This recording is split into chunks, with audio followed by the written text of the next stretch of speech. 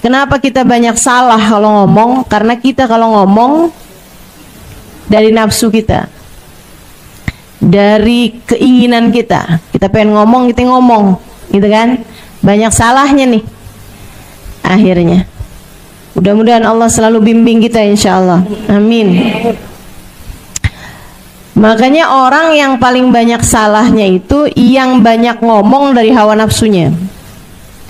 Kalau ngomongnya berdasar dari ilmu, kayak guru lagi ngajar, nah itu lain. Karena ngomongnya berdasar dari ilmu. Kayak orang tua lagi nasehatin anaknya, nah itu banyak benernya. Karena dia ngomong kalau nggak berdasar dari ilmu, kalau nggak berdasar dari pengalaman, iya kan? Tapi kalau udah orang lagi bertengkar, nah itu nggak sempet mikir ilmu tuh. Orang lagi berantem tuh, orang lagi bertikai, nah itu kalau ngomong nggak sempet ngomongnya, nggak sempet mikir ilmu. Makanya banyak salahnya. Cobain ibu-ibu yang kerjaannya suka marah-marah mulu tuh, cobain sekali kamu marah dan direkam. Ya, saya saranin ini beneran ini terapi pengendalian marah. Para istri yang kalau ngomong sama suami bawaan ngegas mulu, ya, bawaan ngegas aja gitu, kayak nggak ada remnya gitu, blong udah remnya. Coba sekali-kali direkam, kalau perlu bukan hanya suara tapi video, rekaman video. Masya Allah, kamu akan lihat betapa sangat menyeramkannya dirimu. Kenapa gitu? Karena ngomongnya tuh nggak pakai ilmu, nggak pakai iman, deh, nggak pakai hati gitu.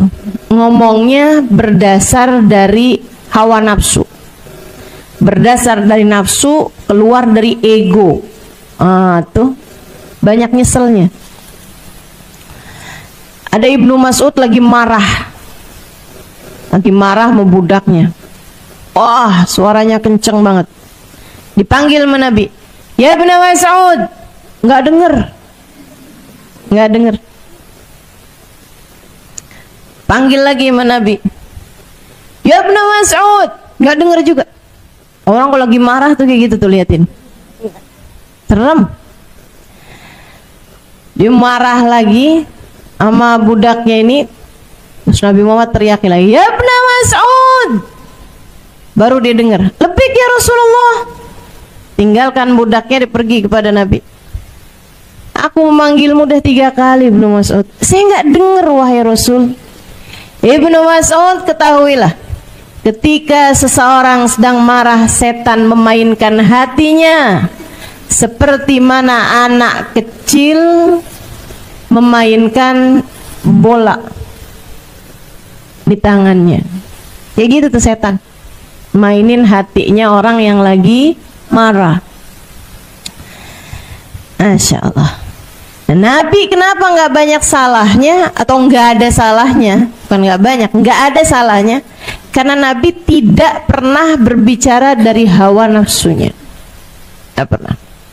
Nabi selalu berbicara dari wahyunya Allah Subhanahu wa ta'ala.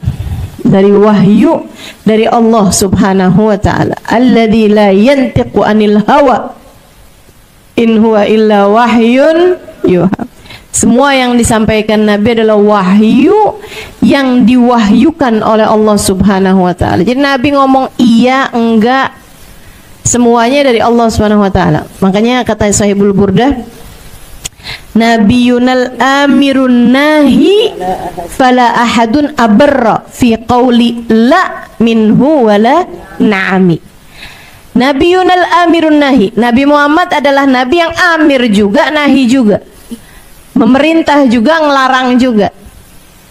Nabi adalah orang yang memberi perintah juga, memberi larangan juga. Tapi fala ahadun abar, tidak ada siapapun yang lebih bagus ngomongnya fi qauli la, dalam berucap tidak, wala na'ami, ataupun berucap iya. Beliau adalah seseorang yang terbaik dalam berucap tidak, seorang yang terbaik dalam berucap iya. Gitu. Kita kan kadang-kadang yang iya kita enggak-enggakin, yang enggak kita iya-iyain. Nah, tuh. Ini nih yang salah gitu. Kita kadang suka nggak ngerti gitu. Yang manaan aja yang mesti kita iyain, yang mana yang mesti kita enggakin. Kenapa gitu? Itu tadi. Karena kita tuh seringnya ngomong berdasar hawa nafsu. Coba belajar buat teken hawa nafsunya, nanti kita akan jadi ngerti kapan seharusnya bilang iya, kapan seharusnya bilang enggak. Hidupmu jadi jauh lebih terarah ketika kita berpikir dengan jernih. Hawa nafsu nih yang rusak kita nih, hawa nafsu nih. Hawa nafsu, udah percaya saya deh.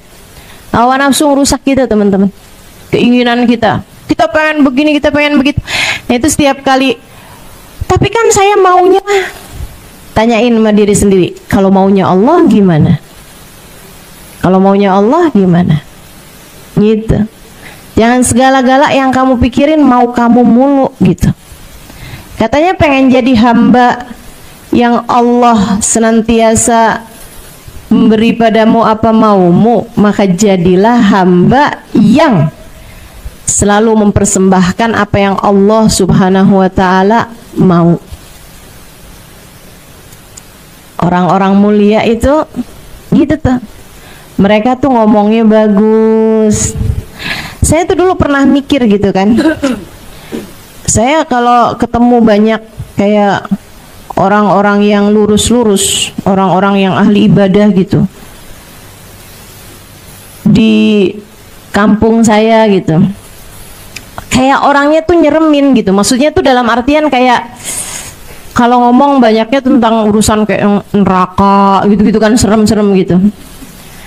Jadi saya dulu punya pemikiran bahwa, saya rasa sih pemikiran anak zaman sekarang juga loh.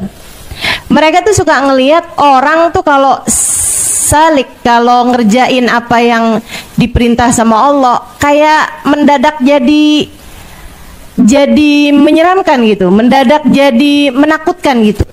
Kalau ngomong tuh yang dosa, neraka, murka gitu loh. Urusannya tuh kayak yang awas nak, nggak boleh gitu, nanti begini gitu, kayak nyeremin kayak gitu. Dulu saya punya pemikiran bahwa orang-orang yang jalanin agama dengan benar itu menjadi orang-orang yang menyeramkan, orang-orang yang galak, orang-orang yang bicaranya tentang akhirat, yang akhiratnya itu urusannya adalah neraka gitu. Saudaraku sekalian yang saya muliakan, ketika saya kemudian mulai belajar di pondok pesantren, belajar lagi di pondok pesantren, belajar lagi di pondok pesantren, emang saya kerjaannya belajar di pondok pesantren, sampai kemudian saya berangkat ke kota Tarim. Ternyata sebaliknya, orang-orang yang paling dekat dengan Allah selalu adalah orang-orang yang paling dapat memberikan pengharapan. Orang-orang yang paling dekat dengan Allah selalu adalah orang-orang yang paling adem-adem hatinya. Semakin dekat sama Allah Subhanahu wa ta'ala, semakin memberikan ketenangan. Karena sejatinya merekalah orang-orang yang paling tenang hidupnya. Gimana enggak coba? Orang lagi sakit datang ke Hubabah Khadijah. Babah, saya sakit tenggorokannya. Hubabah Khadijah pegangin tenggorokannya, didoain. Tapi terus beliau bilang begini, kamu tuh sedikit amat sih sabarnya. Ya nggak apa-apa kan kalau lagi sakit. Kamu tahu nggak, sakit itu tanda Allah lagi inget sama kamu, lagi sayang sama kamu. Saya tuh kalau agak lamaan nggak dikasih sakit, saya sampai suka nanya sama Allah, ya Allah, apakah engkau lupa kepada hamba-Mu Khadijah? Coba tuh, kalimat apa yang lebih menenangkan buat orang yang sakit daripada kalimat itu? Kita kan enggak. Kita kalau ngeliat orang sakit ya, introspeksi. Ingetin dosa lo tuh. Betul nggak? Ibu-ibu nggak usah nasehatin orang lain, nasehatin suami sendiri kalau lagi sakit. Coba diinget-inget. Anak lagi sakit aja hatinya dibuat begitu ya, dibuat sedih gitu. Masya Allah, Masya Allah. Ini semua adalah hukuman atas dosa-dosamu, nak. Makanya kalau mama ngomong tuh didengerin, jangan suka bantah, kan gitu tuh. Tahu sendiri tuh kan, sakit kan, gitu tuh. Kegedean hawa nafsu, teman-teman, kegedean nafsu kita nih. Dan itu yang bikin kita salah dalam hidup nih, banyak salahnya gara-gara itu tuh. Suka ngikutin hawa nafsu. Kalau mereka ini hamba-hamba tercinta di sisi Allah Subhanahu wa taala, bener mulu ngomongnya, karena ngomongnya nggak dari nafsu, tapi dari hati yang bercahaya dengan cahaya iman, cahaya ilmu, cahaya pengalaman, cahaya kedekatan dengan Allah Subhanahu wa taala. Gak ada yang lebih ngerti, gak ada yang lebih pinter, gak ada yang lebih faham selain Allah. Maka Allah akan menjadikan hamba yang dekat dengannya menjadi faham, menjadi mengerti, menjadi tahu segala sesuatu. Kayak baginda kita Nabi besar Muhammad SAW, selalu benar terhadap ucapannya, semuanya gitu. Orang-orang yang ngikutin jalannya Nabi Muhammad juga gitu. Sampai saya ingat nih ucapannya Farazdak. Farazdak itu seorang penyair kaliber, penyair nomor 1 di negeri Arab pada masa tabi'in, masa sesudah masanya sahabat. Nggak menangin Nabi Muhammad, nggak dapetin masa hidupnya Nabi. Dia hidup di masanya para sahabat sebagai seorang tabi'in. Ketika Sayyidina Ali Zainal Abidin itu anaknya Sayyidina Husain bin Ali bin Abi Thalib radhiyallahu taala anhum wa ardahum. Sayyidina Husain ini teman-teman, ibadahnya tiap malam 1000 rakaat. 1000 rakaat. Bayang gak sih? Ibadah malamnya 1000 rakaat. Bersama dengan itu hatinya merunduk sampai kayak yang kalau orang sebut-sebut neraka gitu, kayak yang saya tuh gitu. 1000 rakaat loh ini. Kita jangan kata 1000 rakaat, baru 2 rakaat gitu kan, di waktu malam bisa tahajud, 3 rakaat witir gitu. Udah berasanya kalau hadir di majelis tuh pantesnya duduk paling depan. Kalau perlu sebelahan ustazah.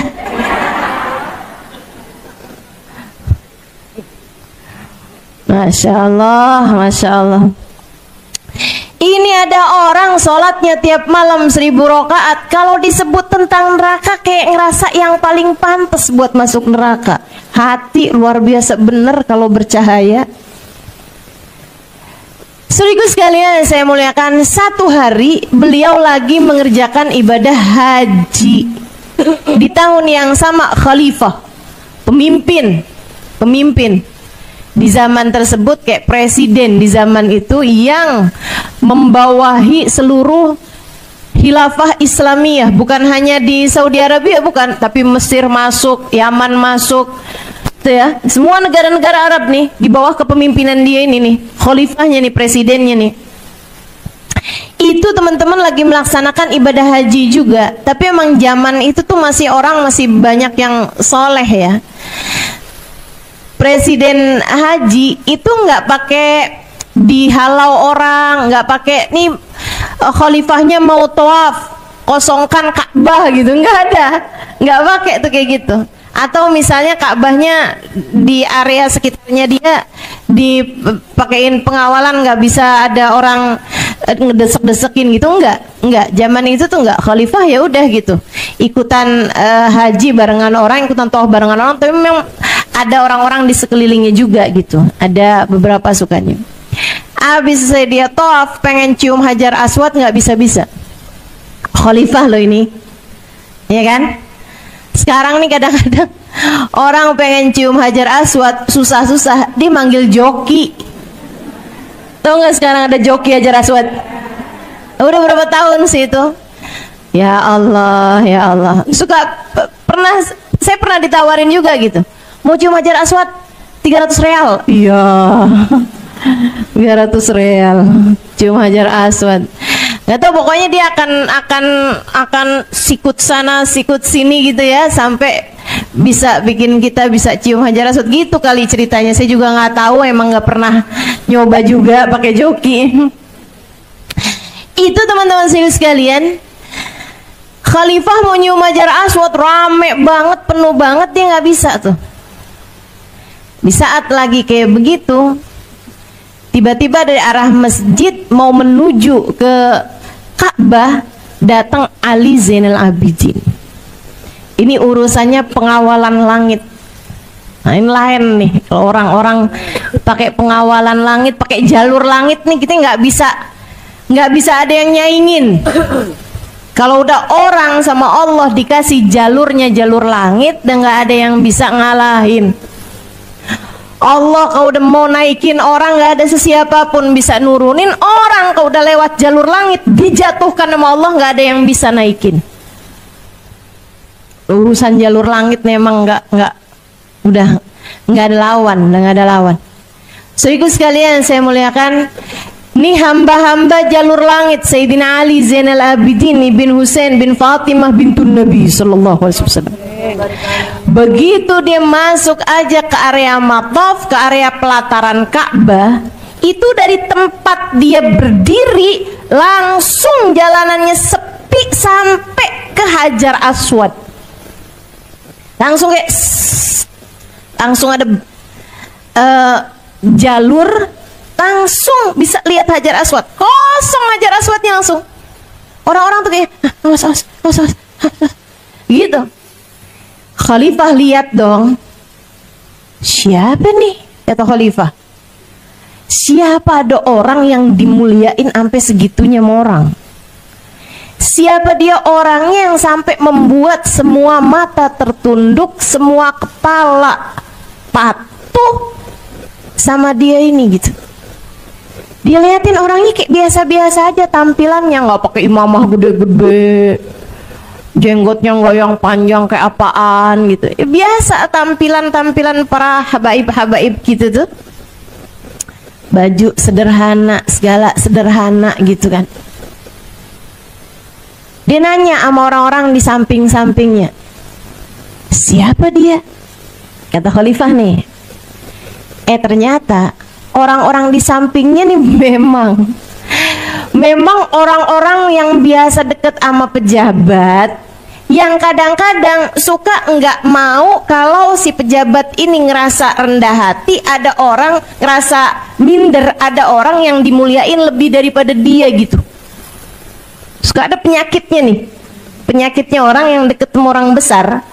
Dia nggak mau kalau orang besar itu jadi merasa rendah karena ada orang lain yang dibesarkan lebih daripada dia.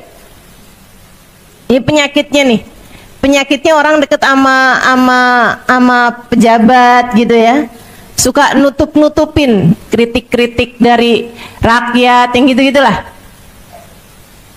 Mudah-mudahan Allah selamatkan kita semuanya dari penyakit-penyakit yang nggak bener. Dia bilang kayak gini, dia kenal, cuma dia bilang, tahu tuh siapa sih tuh, kayak nadanya tuh kayak yang songong amat, siapa sih tuh gitu. Nadanya kayak yang siapa sih emang, pura-pura nggak kenal, pura-pura nggak kenal. Pak Rozdak pas kebenaran banget ada di situ. Dia bilang, oh kamu nggak tahu siapa dia? Saya tahu. Hadzal ladzi ya'riful batha'a wat'atuhu wal urbu ya'rifuhu wal haramu. Ini adalah seseorang yang tanah mana yang nggak kenal sama dia. Tanah Mekah ini kenal kepadanya. Demikian pula orang Arab dan orang Ajam semua kenal padanya. Hadza ibnu Fatimah in kunta jahiluhu bijaddi anbiya Allah qad khutimu. Ini adalah putranya Fatimah, putri Nabi Muhammad. Jika kamu nggak tahu, kakeknya lah, dengan kakeknya lah semua nabi-nabi dipungkasi. Diakhirinya nabi-nabi dengan kakeknya dia. Hadat taqiyun naqiyul alimul alamur, tuh dibawa tuh syair, bait syair yang sangat panjang sekali. Salah satu dari pujiannya yang bikin saya ingat sama cerita ini. Maqala la qattu illa inda tasyahudihi laula tasyahudu kanat la'uhu na'amu. Dia adalah seseorang yang gak pernah berkata tidak kecuali saat syahadatnya. Andai tidak karena syahadat, la-nya akan berubah juga menjadi na'am. Syahadat la ilaha illallah. Ini Sayyidina Ali Zainal Abidin, katanya Farazdaq, adalah seseorang yang tidak pernah berkata tidak. Selalu iya aja. Satu-satunya tidaknya adalah di kalimat la ilaha illallah. Andai tidak karena syahadat, andai tidak karena tasyahud, syahadat, la-nya juga bakal berubah jadi na'am juga. Saya ketika baca ini saya pikir-pikirin, ya Allah, saya nih dalam hidup kebanyakan bilang enggak terhadap keputusan-keputusan Allah dalam hidup. Saya kayaknya kebanyakan bilang enggak, kebanyakan protesnya daripada iyanya. Dikasih sehat panjang banget, jarang-jarang bilang naam, naam, naam. Giliran dikasih sakit dikit langsung bilang kenapa ya. Iya, kamu juga ngelihat suami kayak yang, duh kok suami saya ini ya. Dikasih anak, kenapa ini anak saya begini. Kayak banyak enggaknya gitu, kayak banyak protesnya gitu terhadap apa yang terjadi dalam hidup kita tuh. Kita tuh kayak kurang merunduk untuk bilang iya ya Allah, makasih ya Allah, betul ya Allah, ini yang terbaik ya Allah, iya ya Allah. Orang-orang mulia, saudariku sekalian, mereka tahu bagaimana menata rasa hingga mereka paham bagaimana mengolah kata. Mereka adalah orang-orang yang cahaya masuk dalam hati mereka, menerangi langkah kehidupan mereka, sehingga selalu tahu apa yang harus dilakukan dan apa yang harus dikatakan dalam segala keadaan. Kita harus belajar untuk itu. Naikin mutu kehidupan, naikin kualitas hidup dengan belajar untuk lebih benar dalam berbicara, lebih benar dalam menyampaikan segala sesuatu. Insya Allah Nabi Muhammad selalu benar. Nah begitu, karena tidak diikut sertakannya ego, hawa nafsu dalam setiap ucapan-ucapan beliau. Belajar lagi, insya Allah. Yuk sekarang, kalau ngadepin suami, apa yang diomongin, apa yang mau dilakuin, pikirin dulu. Mikirinnya apa Ustazah? dampaknya untuk akhiratmu. Mikirinnya gitu. Ini saya kalau ngomong kayak gini, ntar akhirat saya gimana keadaannya nih? Ini saya kalau mau menyampaikan seperti ini, akhirat saya gimana nih keadaannya nih? Ini kalau saya mau berbuat kayak begini, akhirat saya gimana nih keadaannya nih? Ngeliat dompet di saku suami, dibuka, banyak duitnya merah-merah. Mau ngambil, mikirin dulu, nih gimana nih akhirat saya nih? Kalau saya ambil nih gimana nih akhirat saya nih? Mau marah-marah sama suami, mikirin nih akhirat saya gimana nih kondisinya nih kalau saya marah-marah nih.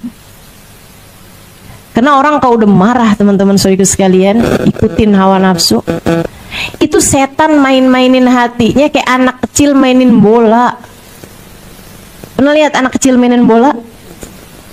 Serem, tendang sana, tendang sini, lempar sana, lempar sini. Kayak gitu tuh persis hatimu kalau lagi marah. Makanya Nabi Muhammad SAW diajarin kita buat enggak kebawa ama amarah. La taghdab falakal jannah, kata Nabi. Jangan mudah marah, bagimu surga. Nanti dijanjiin kayak gitu Nabi Muhammad SAW. Ada seorang pemuda, emang orangnya nggak bisa nahan amarah. Dia datang pada Nabi Muhammad di antara orang-orang lainnya, nggak lagi marah, lagi biasa aja gitu. Dia bilang, ya Rasulullah, ausini, wahai Rasul, kasih saya nasihat. Nabi Muhammad bilang sama dia, la taghdab, jangan marah, jangan gampang marah. Kok kayak nggak enak gitu dinasehatin, cuman gitu doang. Maunya tuh kayak yang lain-lain juga gitu, nasihatin macem-macem. Jadi dia ke arah yang lain, dia nanya lagi, ya Rasulullah, ausini, wahai Rasul, kasih aku nasihat. Nabi Muhammad bilang, la taghdab, jangan marah. Faraddada miraran faqala la taghdab. Dia berulang-ulang kali minta nasihat Nabi Muhammad, dan berulang-ulang kali pula Nabi Muhammad memberi padanya nasihat, jangan mudah marah, jangan marah, jangan marah, teman-teman. Yuk belajar. Ustazah, saya memang orangnya kayak begitu. Enggak gitu.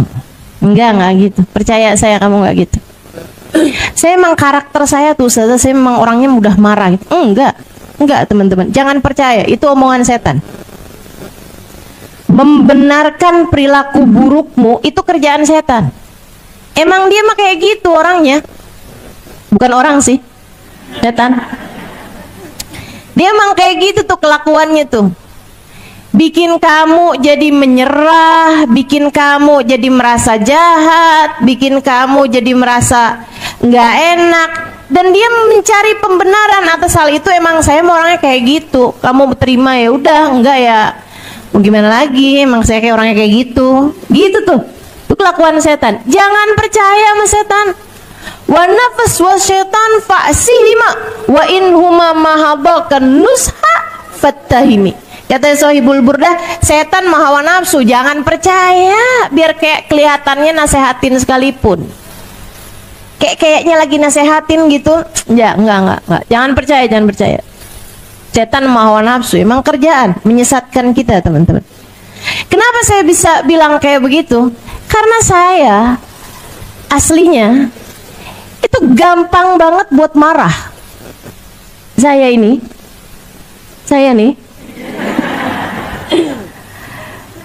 gampang banget dibikin marah, gampang banget dulunya, teman-teman, dulunya.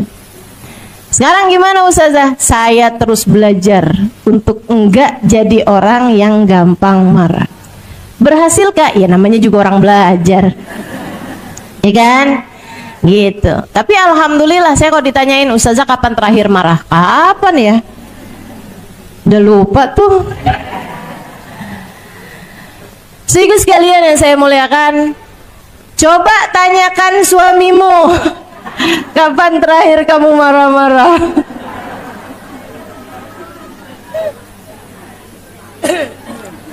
Dan mari terus belajar, mari terus belajar. Mari terus belajar. Coba tanyakan anakmu. Coba tanyakan saudaramu. Jangan sampai anak tuh bilang kayak gini, itu jangan sampai bikin mama marah. Mama kalau marah serem. Gak banyak tuh anak-anak ngomong gitu tuh. Gak banyak. Yuk belajar terus, yuk belajar. Belajar terus, belajar terus.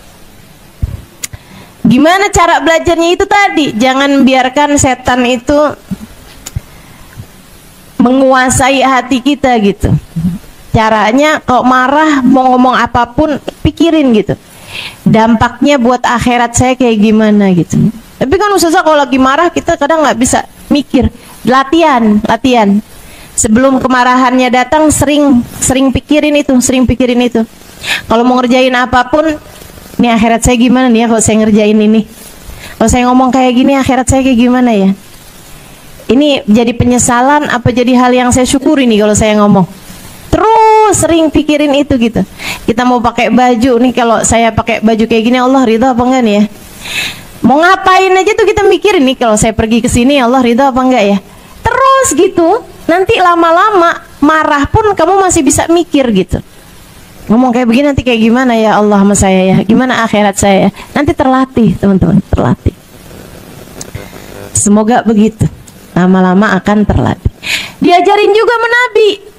Kata Nabi, fa idza ghadiba ahadukum inna syaitan minan nar wal nar minal innal ghadab minas syaitan wa syaitanu minan nar wal idfun nar lil ma fa idza ghadiba ahadukum falyatawadda.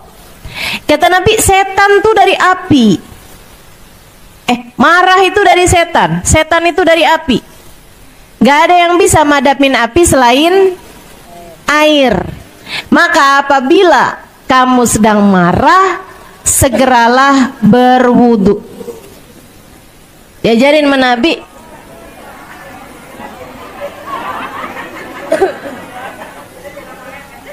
Segeralah siram air. Sesungguhnya kemarahan datangnya sumbernya dari setan. Setan terciptanya dari api. Tidak ada yang bisa memadamkan api selain api. Maka apabila seseorang di antara kalian sedang marah, segeralah siram air. Segeralah berwudu. Wudu kan pakai air tuh. Makanya para ulama bilang kalau wudu belum terlalu mempan, mandi. Kalau mandi nggak mempan juga, berendam.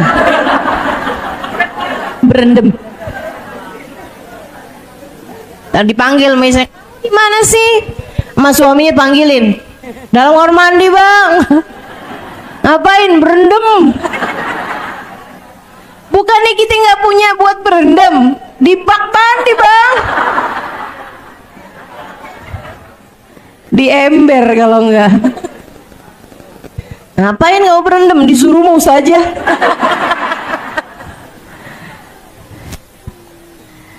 Aduh. Gitu saya sekalian. Terus sama Nabi juga diajarin, kamu kalau lagi marah, lagi berdiri segera duduk. Kalau marahnya lagi duduk, segeralah berbaring. Beneran ini. Pindah ke posisi yang lebih rileks. Orang kalau lagi marah tuh, inget-ingetin.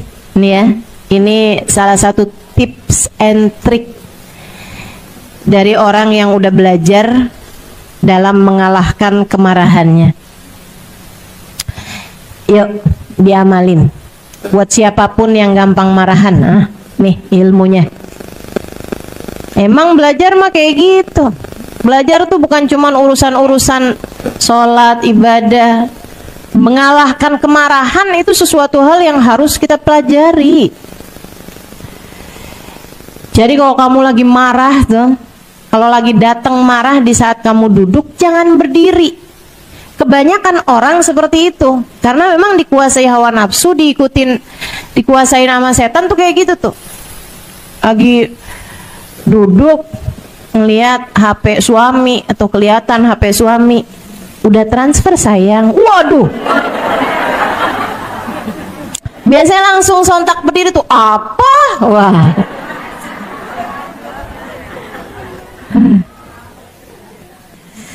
habis itu langsung jalan-jalan panik gitu kan.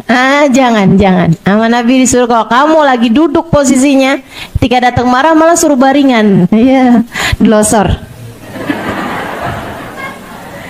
Langsung baringan. Kamu lagi ngapain?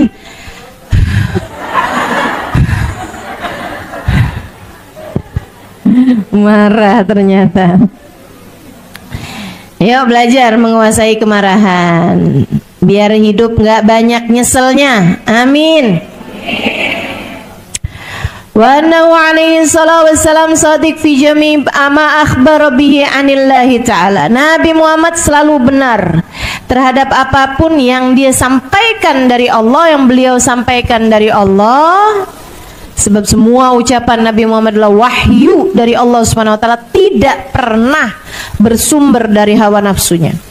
Minas sirat, ketika beliau mengabarkan tentang jembatan sirat, saya udah terangkan ini ya di pertemuan yang lalu. Betapa tipisnya jembatan sirat, lebih tipis daripada rambut, lebih tajam daripada pedang. Tidak ada yang bisa selamat di sana kecuali yang diselamatkan Allah Subhanahu wa taala. Macam-macamnya orang ketika melewati jembatan sirat, ada yang secepat kilat, sekejapan mata, torfat ain, langsung nyampe itu. Nah, itu kelas-kelasnya Nabi, kelas-kelasnya para wali. Ada yang lewatnya seperti angin yang bertiup. Angin bertiup kan cepet tuh, nyampe deh tuh. Ada yang lewatnya kayak orang yang naik kuda yang cepat. Tapi teman-teman, jembatan sirat itu panjangnya 500 tahun perjalanan. Jadi kayaknya kayak orang naikin kuda yang cepat. Kok ibarat sekarang kayak orang naik bus. Itu tuh masih tetap lama tuh. 500 tahun perjalanan, coba. Gimana kita hidup aja nggak nyampe 100 tahun. Ini kayak 500 tahun perjalanan, ya lama banget kan kalau dinaikinnya pakai kuda gitu. Mudah-mudahan Allah selamatin kita semuanya, amin. Kemudian kayak orang lari, tapi ya selamat juga gitu. Tapi kayak orang lari. Kemudian yang terakhir kayak orang jalan. Ya Allah, ya Allah. Jalan untuk sesuatu yang 500 tahun perjalanan tuh kebayang nggak apaan sampainya. Nah, di antara yang jalan-jalan itu ada yang jatuh. Ada yang jatuh. Siapa yang jatuh? Yang masih punya sisa dosa yang belum diampuni Allah Ta'ala. Ada yang punya sisa dosa, dosanya itu bikin dia merasakan panas di mahsyar. Udah tuh kehapus. Jadi pas lewat jembatan selamat sampai ke ujung. Ada yang punya dosa, dosanya itu bikin dia dipermalukan di hari hisab. Ada. Udah tuh mentok dihisab, malu, Allah gugurkan dosa-dosanya. Ada juga yang dosa-dosanya tuh masih sisa karena banyak gitu kan. Matinya bawa iman, tapi dosanya masih banyak. Sehingga ketika melewati jembatan, dia pun harus transit dulu di bawahnya, di api neraka. Sepanjang masanya dia melebur dosa-dosanya, asal mati bawa iman, satu saat nanti keluar dari dalam api neraka, kebanyakannya dengan syafaat Nabi besar Muhammad. Asal matinya bawa iman, berarti dia umat Nabi Muhammad. Nah, umat Nabi Muhammad nih biar kayak apa, nantinya bakal keluar juga dengan syafaatnya Nabi besar Muhammad. Kayak gitu. Yang serem tuh, paling serem yang mati nggak bawa iman. Maka itu yang paling ditakutkan sama para ulama-ulama kita, orang-orang soleh kita. Sampai katanya Imamul Haddad dalam munajatnya, qad kafani ilmu rabbi min su'ali wa ikhtiyari fa du'ai wa ibtihali syahidun li biftigari. Allah telah tahu segala sesuatu tentangku, apa perlunya aku mengadu? Jika aku tetap meminta kepadamu ya Allah, adalah agar aku senantiasa terlihat mengemis di pintumu. Dalam munajatnya itu di akhirnya beliau bilang, hajatan fin nafsi ya Rabb faqdiha ya khaira qadi. Hajat saya yang satu ini ya Allah, tolong ijabah, jangan tolak ya Allah. Hajatan fin nafsi ya Rabb faqdiha ya khaira qadi. Ada salah satu muridnya bertanya kepada beliau, ma hajatuka ya Imam, apa hajatmu ini wahai Imam?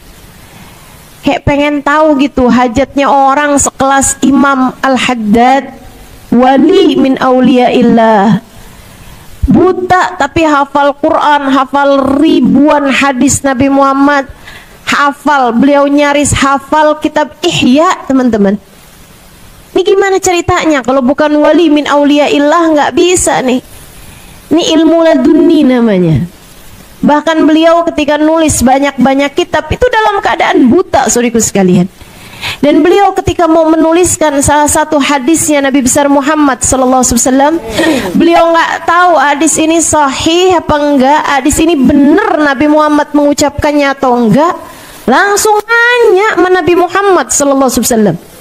Ini orang dengan kualitas hidup yang semacam itu nggak pernah bikin dosa. Fa innahu mahfud, karena beliau adalah orang yang terjaga. Kalau Nabi itu namanya maksum, terjaga dari berbuat dosa. Kalau para wali itu mahfud tuh saudaraku sekalian, terjaga juga, tapi di bawahnya maksum. Kalau maksum tuh udah benar-benar mustahil berbuat dosa. Kalau mahfud terjaga dari berbuat dosa, Allah menjaganya sehingga tidak berbuat dosa. Sehingga tidak berbuat dosa. Ini para wali-walinya Allah SWT. Ketika bilang hajatan fin nafsi ya Rabb, hajat yang satu ini ya Allah, faqdiha ya khaira qadi, kabulkan ya Allah hajat saya yang satu ini, tolong kabulkan ya Allah. Pengen tahu dong kita hajatnya wali itu apa sih? Ditanya sama murid beliau, ma hajatukum ya Imam, apa hajatmu wahai Imam? Yang kau sebutkan dalam munajat-munajatmu itu hajatan fin nafsi ya Rabb faqdiha ya khaira qadi. Imamul Haddad runduk kemudian berkata, hajati an amut ala husnil khatimah, hajatku adalah aku mati dengan bawa iman. Hajatku adalah aku mati dengan jadi umat Nabi Muhammad. Hajat saya adalah saya mati bawa iman, mati dalam husnul khatimah.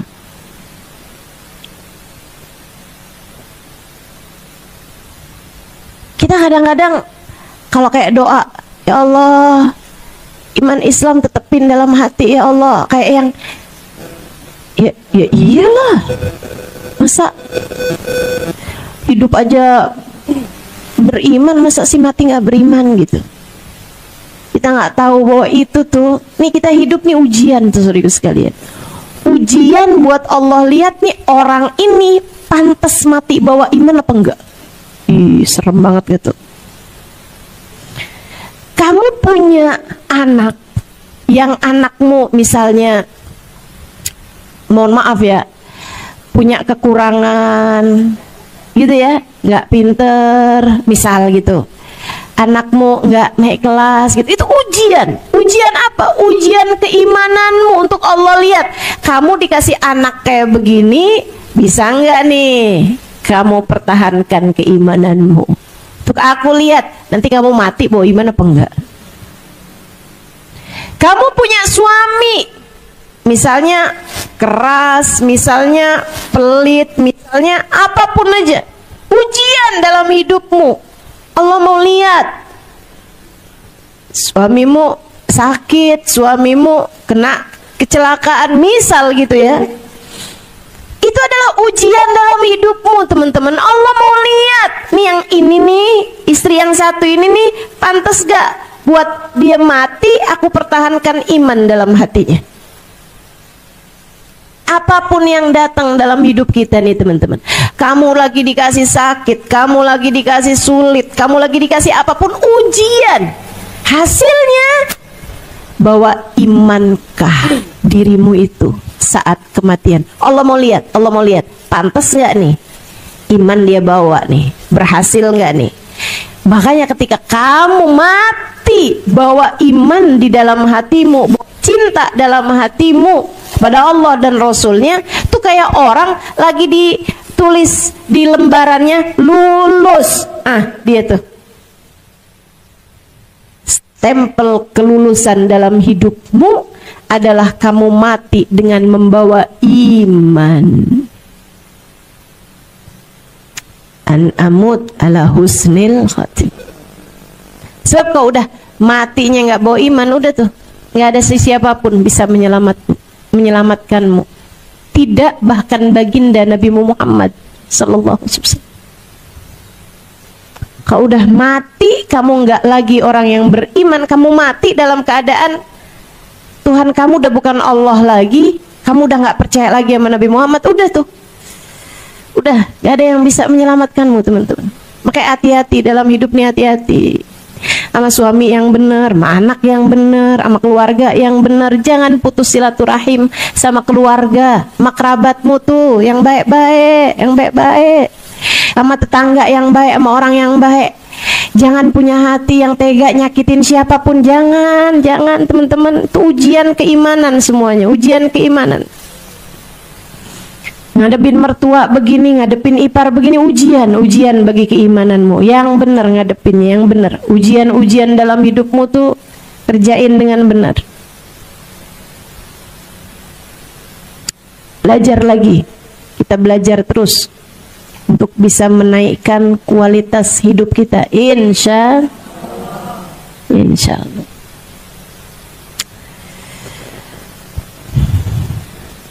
Tuh. Jembatan sirat, minas sirat, mudah-mudahan selamat semua. Karena kalau nggak selamatnya di dunia nih, apa-apanya masih ada untungnya. Coba tuh, rumah kita kemalingan, kita masih bisa bilang untung aja. Dia ngambil dunia doang, duit doang, kita semuanya sehat, kita semuanya selamat. Ya kan masih ada gitunya.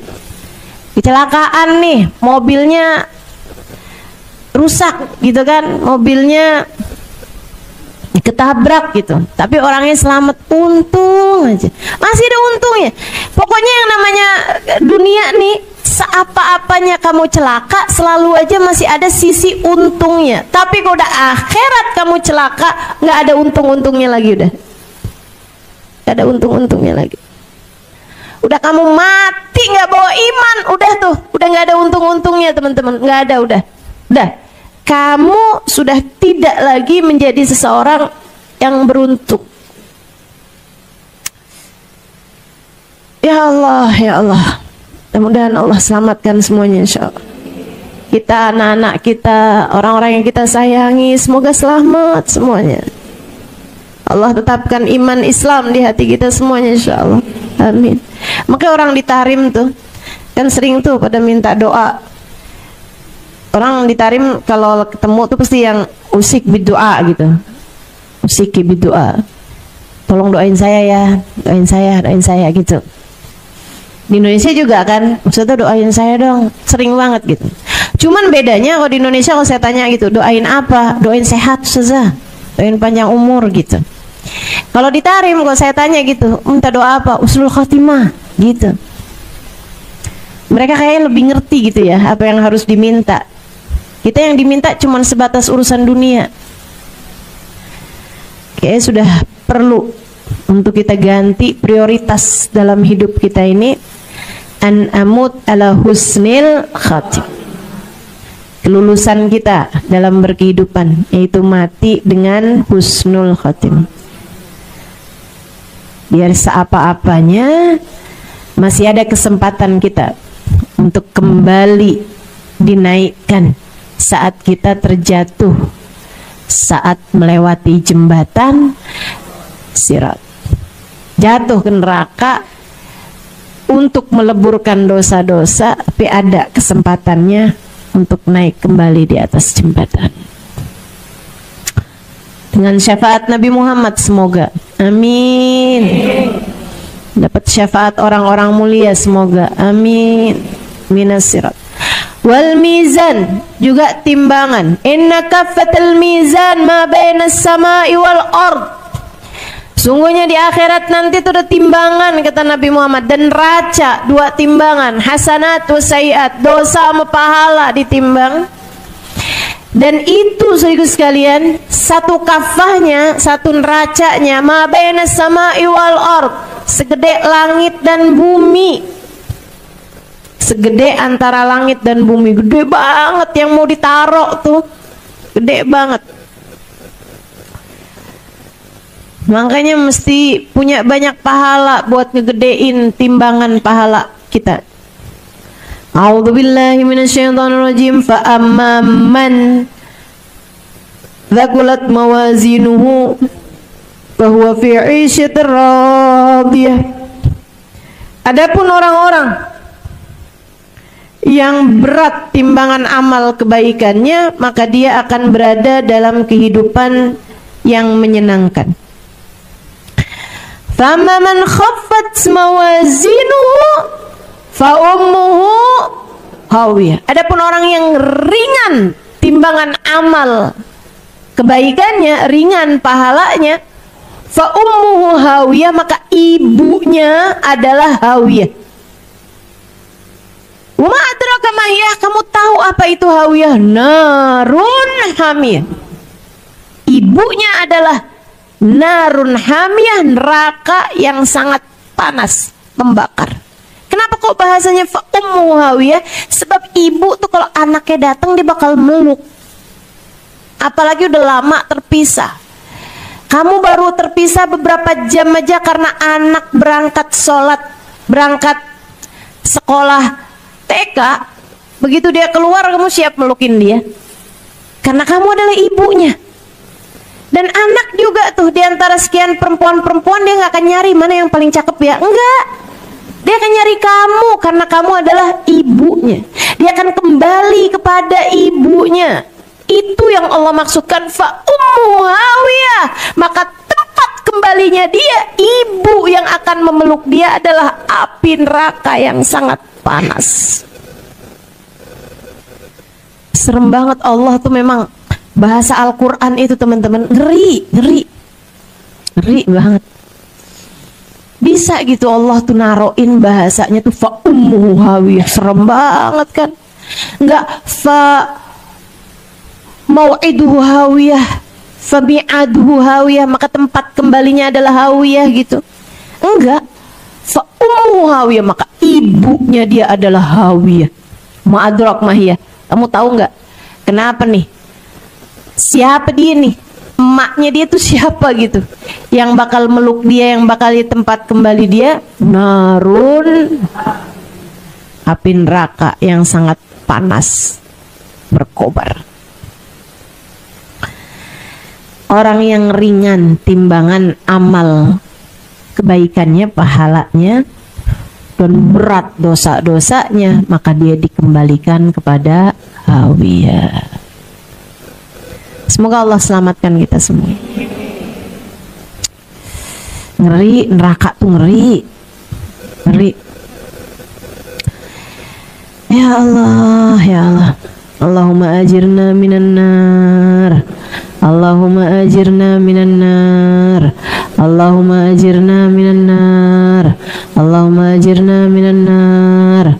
Allahumma ajirna minan nar, Allahumma ajirna minan nar, Allahumma ajirna minan nar, wa askinna ma'asabikin a'la faradisil jinan khalidin min ghairi sabiqati adab wala itab wala fitnah wala hisab birahmatika ya arhamar rahimin waf'al kadzalik bi walidina wa dzurriyyatina wa ahbabina ila yaumiddin. Sallallahu ala sayyidina Muhammadin wa ala alihi wa sahbihi wasallam. Alhamdulillahi rabbil alamin. Ya Allah, selamatkanlah kami dari api neraka-Mu ya Allah.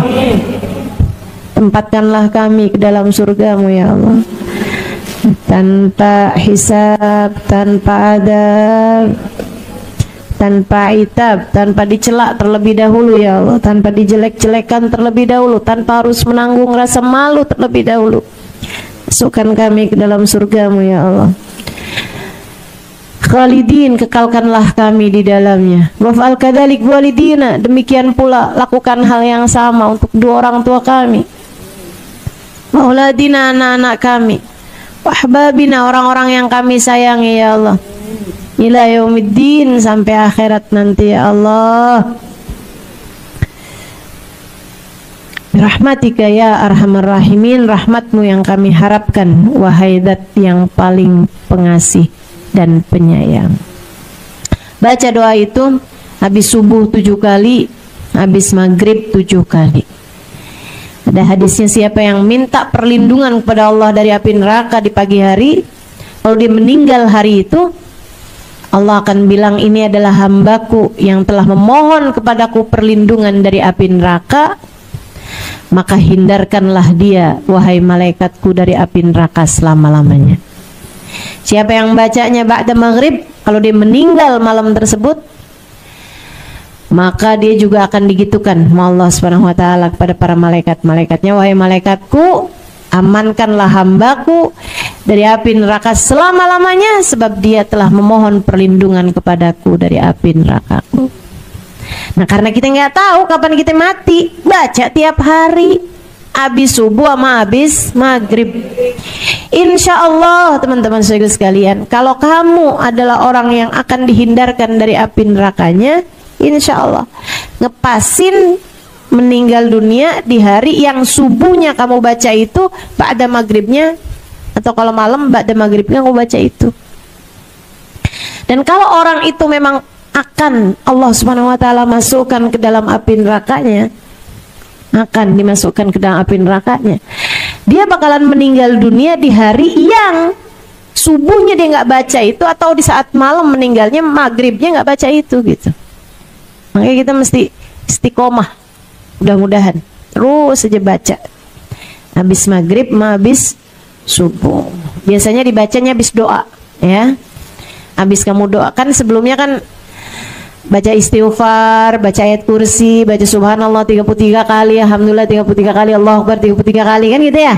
Habis itu kan kamu doa gitu kan. Nah, habis doa tuh istighfar, terus baru itu tuh Allahumma ajirna minan nar, Allahumma ajirna minan nar 7 kali. Baik, minal sirat wal mizan, kafatul mizan. Ada orang-orang yang waktu ditimbang seri, teman-teman, nggak berat satu dari yang lain. Bacanya seri apa seri? Seri. Jadi itu ditimbang itu sama persis gitu. Nggak ada yang bisa keputusannya nih, nggak bisa nih. Jadi kayak gimana tuh kalau kayak gitu? Repot nih, repot. Ada juga orang yang timbangannya tuh seri gitu, terus Allah bilang malaikat periksa lagi. Mungkin ada satu aja gitu amalan yang bisa naikin, entah itu timbangan kebaikan, entah itu timbangan keburukan. Imam Ghazali dalam kitabnya Minhajul Abidin, kalau saya nggak salah ingat, itu beliau mengatakan, kamu tiap kali mau bikin dosa, kamu pikirin jangan sampai ini adalah yang bikin kamu jadi nggak seri, yang bikin kemudian kamu ditambahin tuh dosanya. Tiap kali kamu mau ngerjain pahala sekecil apapun, jangan tinggalkan. Siapa tahu itu adalah yang bikin timbangan amal kebaikanmu jadi nambah gitu. Saat kamu dalam keadaan seri itu, teman-teman sekalian, itu kan akan diperiksa lagi tuh catatan kamu tuh, barangkali ada yang nyempil. Nah, yang nyempil tuh biasanya amalan-amalan kecil gitu. Bahkan satu subhanallah yang tersisa bisa dinaikkan di timbangan amal kebaikan. Bahkan satu pandangan haram yang kamu lihat seorang laki-laki dengan rasa suka, ih ganteng ya, bisa saja jadi naikin timbangan amal keburukan. Bisa saja satu ucapan kasar kecil, satu ucapan kayak yang bisa aja sekedar yang kayak yang kamu ucapkan kepada orang tuamu saat orang tua mau memerintahkan sesuatu. Bisa saja kamu ucapkan kepada suamimu saat dia menyuruhmu sesuatu. Bisa saja memberatkan timbang dosamu. Karenanya pesan dari Sayyidina Ali Zainal Abidin, jangan remehkan dosa sekecil apapun. Siapa tahu ia jadi penyebab Allah murka padamu. Jangan remehkan kebaikan sekecil apapun. Siapa tahu ia jadi penyebab Allah sayang padamu. Kita nggak tahu. Itu mizan. Ada lagi orang seri nih timbangannya nih, nggak berat satu, nggak berat yang lain, pas banget 50-50. Malaikat periksa, udah semuanya udah ditimbang. Kalau gitu tunda, biarin dulu nih, biarin dulu. Saya mesti gimana nih nasib saya nih, katanya yang ditimbang nih. Yaudah gini aja dah, silahkan kamu jalan-jalan di mahsyar. Ngapain? Saya disuruh jalan-jalan ngapain? Minta sumbangan. Coba tuh, disuruh minta sumbangan. Ini Imam Ghazali ceritain nih. Kalau nggak di Minhaj, kalau nggak di Ihya, teman-teman, di Ihya kayaknya, di Ihya, Ihya Ulumuddin, 5 jilid tuh ya. Itu baru ngeliat kitabnya aja udah males bacanya. Tebel banget. Tapi ya belajar mah harus kan, segede apapun. Nah itu tuh ada tuh di kitab itu. Boleh aja sih kalau yang Ustazah ngomong beneran apa enggak sih, ini ada dalilnya apa enggak sih. Silakan dibuka kitabnya. Saya yakin temen-temen juga baru ngeliat kitabnya agak ngerti, udah percaya aja dah.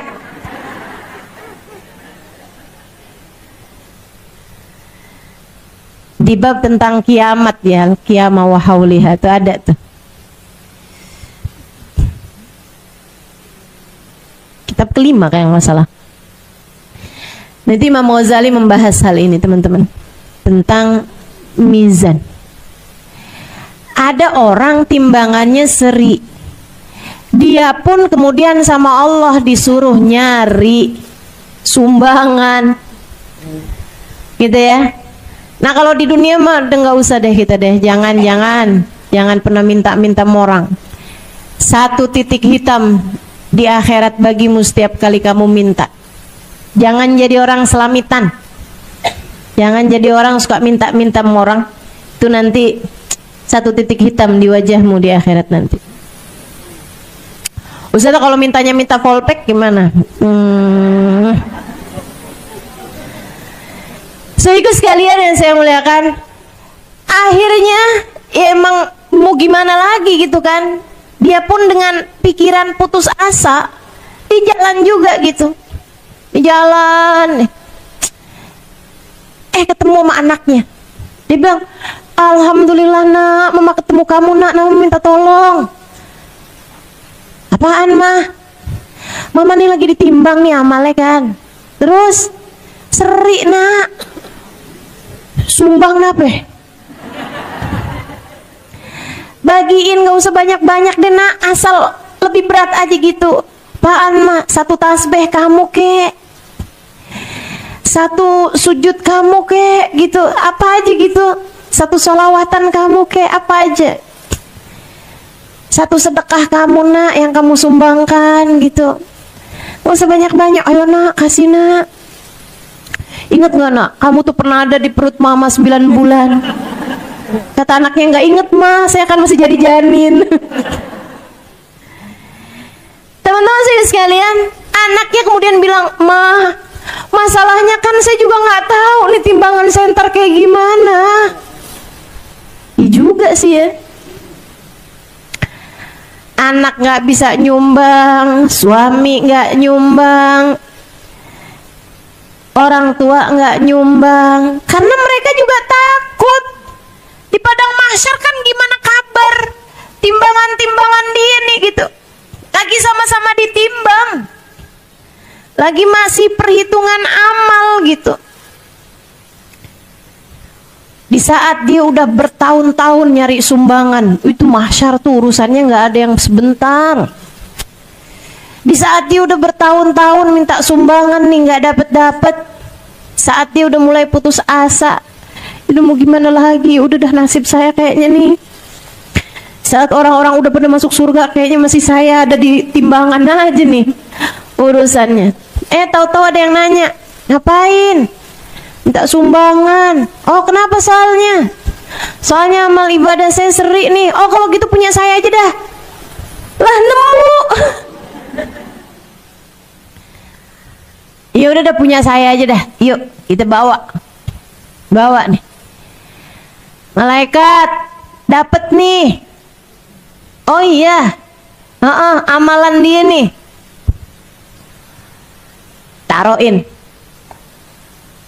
Alhamdulillah, jadi berat kan? Laporan sama Allah, "Ya Rob, dia udah bisa masuk surga nih, karena timbangan amal kebaikannya udah lebih berat daripada dosa-dosanya." Kata Allah, "Dapat mana sumbangannya?" "Dapat dari fulan bin fulan." "Kok kamu nyumbang? Kamu udah banyak ya pahalanya." "Enggak ya Allah, justru atu-atunya." Ini bener nih, Ihya cerita begitu. Justru satu-satunya sedekah saya di dunia, satu-satunya kebaikan saya adalah bersedekah di dunia. Kata Allah, "Kenapa kamu mau mensedekahkannya sama orang?" Ya Allah, daripada 2 orang hamba mau masuk neraka, mendingan dah salah satu kayak gitu. Saya nggak akan masuk surga dengan satu saja amal ibadah saya dibandingkan dengan segitu banyak dosa-dosa saya. Maka biarkan dia masuk ke dalam surgamu ya Allah, biar ada yang selamat dengan amal ibadah saya ini. Kata Allah, "Kamu telah dermawan di hari yang tidak ada sesiapapun mau dermawan. Ketahuilah aku lebih dermawan daripada kamu, maka masuklah kamu ke dalam surgaku dengan kedermawananku." Ini katanya Imam Ghazali, sudah beliau cerita ini, bahkan di surga sekalipun kedermawananmu bermanfaat, bahkan di akhirat sekalipun kedermawananmu tetap akan memberi kemanfaatan. Makanya tuh, orang yang dermawan tempatnya dekat dengan surga.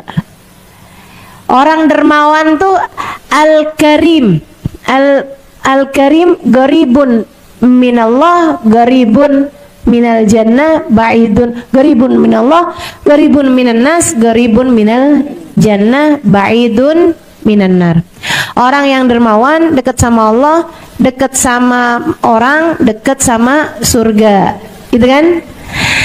Jauh dari neraka. Orang yang pelit jauh dari Allah, jauh dari orang, jauh dari surga, dekat sama neraka. Nah itu tinggal kamu lihat tuh, kamu tipe orang yang bagaimana.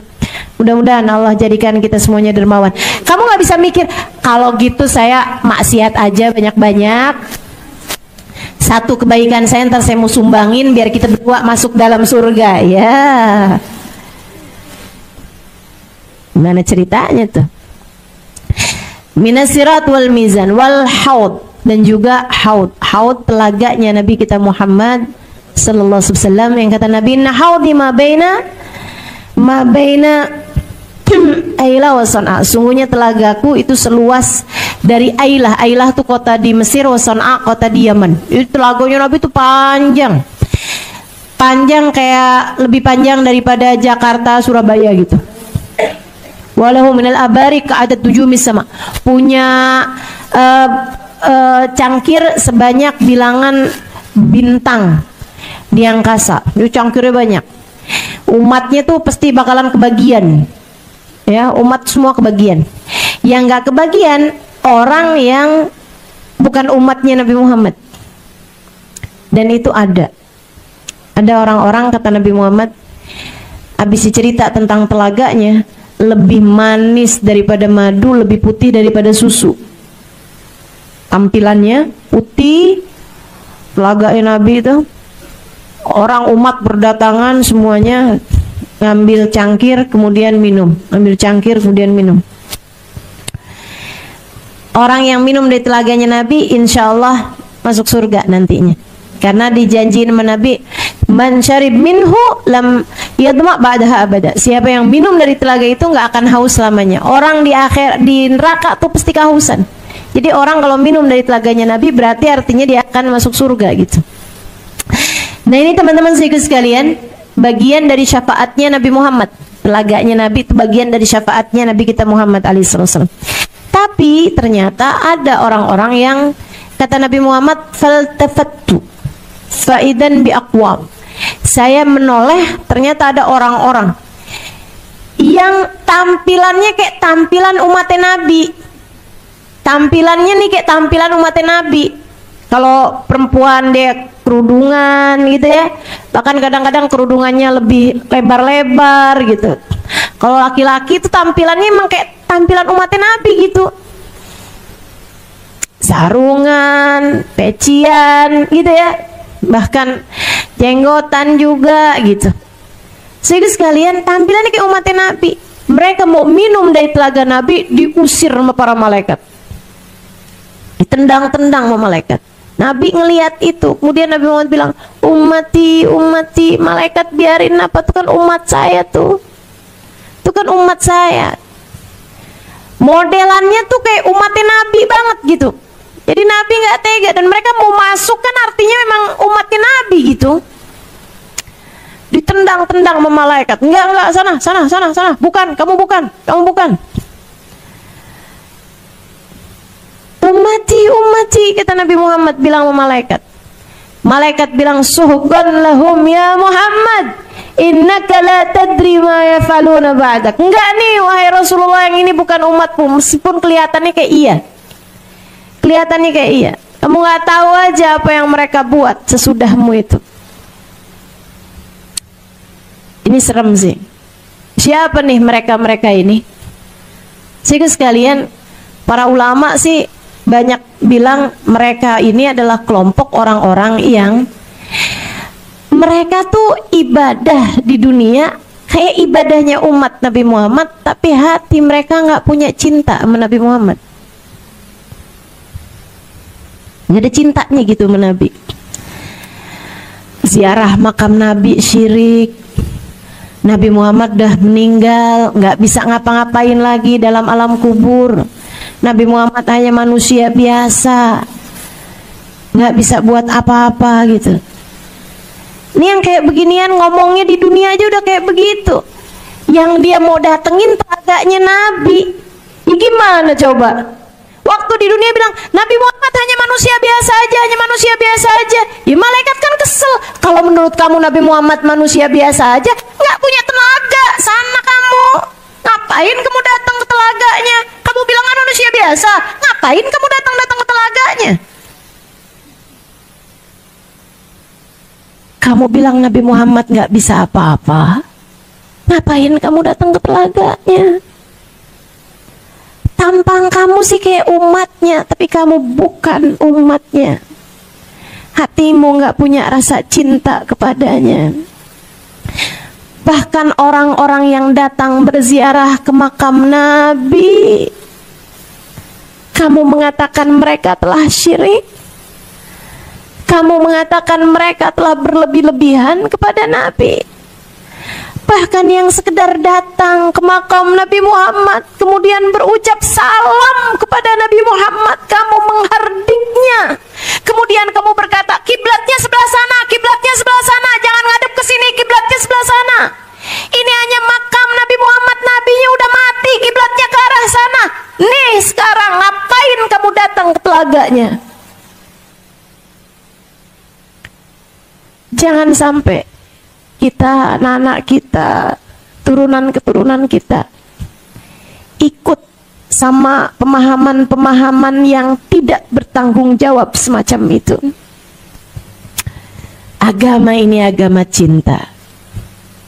Sempurnamu beribadah di dalam agama ini adalah ketika hatimu dipenuhi dengan cinta kepada Allah yang utama, dan kepada siapapun yang membawamu kepada cintanya Allah, dan kepada siapapun yang dicintai oleh Allah.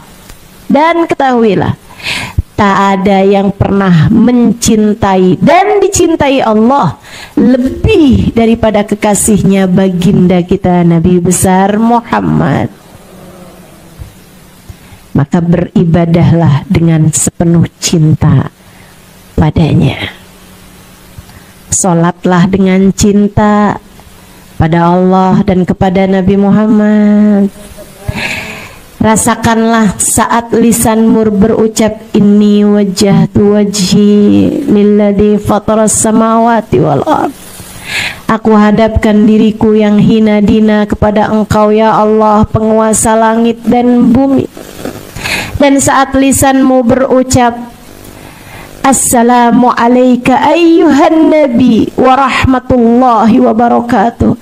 Salam untukmu wahai seorang nabi, dan rahmat Allah senantiasa tercurahkan kepadamu wahai kekasih kami baginda Nabi besar Muhammad.